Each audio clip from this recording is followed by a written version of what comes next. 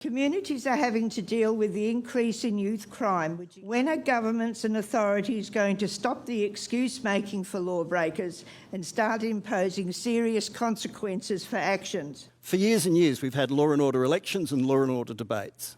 At what point do we say, well, we're failing at this? It's not working. It's like the war against drugs. It's just not working. We have to try something different. You can't arrest your way out of a crime wave. And you have to ask, well, what's motivating it? And if it's social media, we've got to find ways of dealing with the performative aspect of it. And if we listen to the people who work with the offenders, the youth workers, the criminal justice people, the parole officers, they'll all tell you the same thing.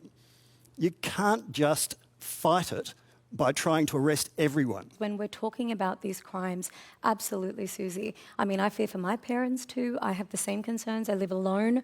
But when we are talking about young people and we want to just impose harsher penalties and harsher consequences, I think what we need to be asking ourselves is, what is the root cause of criminal behaviour? Because when we're talking about kids, here's the thing about offending youths.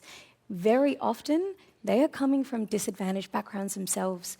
They are coming from backgrounds where they've faced harm and violence and neglect and abuse. So these offenders are actually victims themselves.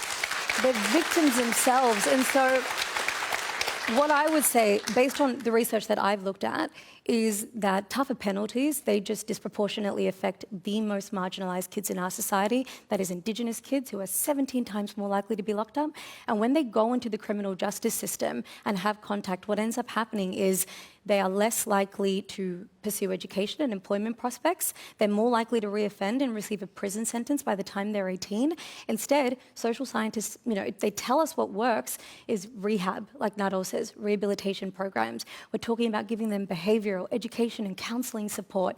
So I think when we get to the root cause and we support them, and if we treat youth crime like a health and welfare issue instead of a criminal issue, I think we're going to get further.